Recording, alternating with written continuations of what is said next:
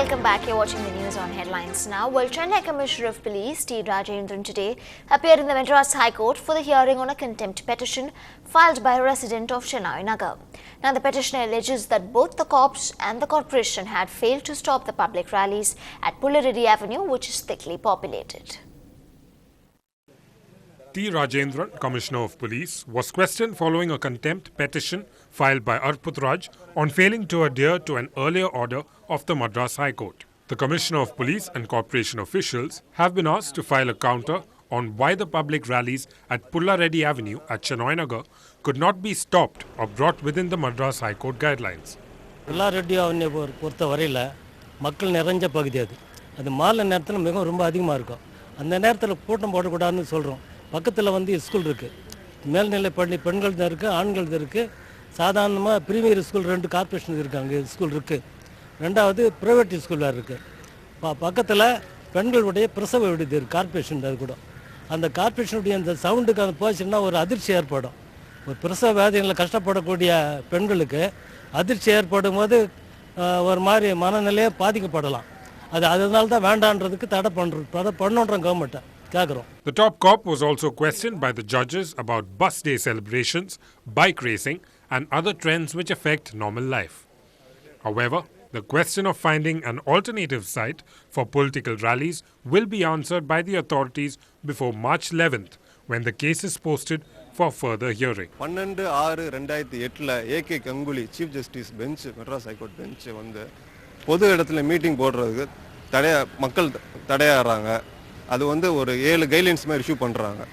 அந்த மாதிரி 7 கைட்லைன்ஸில் first guidelines வந்து என்டையர் ரோடு பிளாக் ஆகக்கூடாது, ஒரு சைடு மட்டும் மீட்டிங் நடத்தலாம், இன்னொரு சைடு வந்து ஆம்புலன்ஸுக்கும் பொதுமக்கள் நடக்கிறதுக்கும் டிராஃபிக்கும் ஃப்ரீயாக விடணும்னு சொல்கிறாங்க. செகண்ட் கைட்லைன்ஸில் நைட் 10 மணிக்கு மேலே மீட்டிங் நடத்தக்கூடாதுன்னு சொல்கிறாங்க. தேர்ட் கைட்லைன்ஸ் வந்து 3 மணி நேரத்தில் தான் மீட்டிங் நடத்தலாம், எந்த ஒரு அப்ஸ்ட்ரக்ஷன் இருந்தாலும் 3 ஹவர்ஸ் மட்டும் தான் டைம் லிமிட் கொடுத்துட்றாங்க. இந்த மூணுமே வயலேட் ஆகிருக்குன்னு சொல்லி நம்ம நோட்டீஸ் கொடுக்குறோம் ரெஸ்பாண்டன்ஸ் எல்லாத்துக்கும். கமிஷனருக்கு கொடுக்குறோம், லெட்டர் கொடுக்குறோம், கார்ப்பரேஷன் லெட்டர் கொடுக்குறோம். அவங்க வந்து எந்த ஒரு ஆக்ஷனும் எடுக்கவே இல்லை. The conflict between the citizens and the political class is to be expected, given that the city is bursting at the seams. With Chennai already congested beyond imagination, the residents of Chennai Nagar are hoping the judiciary and the law enforcers will come up with solutions. In Chennai with Peer Mohammed, Chadi Thomas for NDTV-Hindu. Well, what was it that led a family of 3 to commit suicide at their house in Anakapattur? Was it because they were unable to repay their loan and interest on time, or because they were constantly threatened, even allegedly molested and manhandled by the financial firm? A couple well past their 50s and their daughter-in-law have now left a suicide note and hung themselves. Their bodies have been moved to the Krompet General Hospital for postmortem, and it will be handed over to their relatives later. 3 police teams are on a manhunt for the financiers.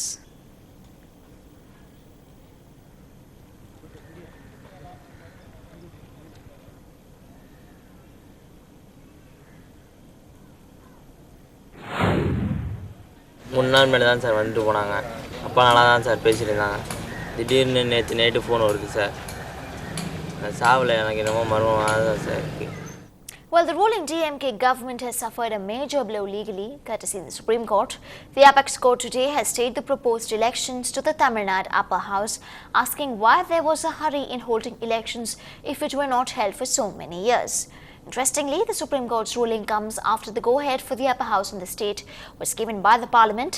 The Election Commission is believed to have been on the verge of notifying the elections to the Legislative Council. Now, this move by the DMK government was fiercely contested by the NCP and the BJP. Both parties had approached the Supreme Court charging that the electoral rolls were not prepared properly. There is now an indication that elections for the House may not be held under the DMK's rule. The case is next coming up only in the month of July. And on to the big national story this hour. Ajmal Amir Kasab, the lone terrorist caught alive during the 26/11 terror attacks in Mumbai, has been given the death penalty. The verdict reads that it was a diabolical and brutal crime and that the young terrorist had a scheming mind. Kasab watched via video conference as the Bombay High Court confirmed his death sentence. He did not react after the judges delivered their 3-sentence verdict. And in addition to signing off the earlier verdict, the Bombay High Court also considered and dismissed Kasab's appeal against his death sentence. The terrorist can now appeal in the Supreme Court against today's verdict. 166 people died during the 26/11 attacks after 10 Pakistani terrorists, including Kasab, sailed into Mumbai from Karachi and unleashed attacks in different parts of the city. The High Court charges him responsible for 7 murders and solely responsible for killing senior-most police officials. And still ahead on the bulletin, what do the relators want from Pranab Babu this budget? We get one of them to give his own personal wish list to the finance minister on the other side.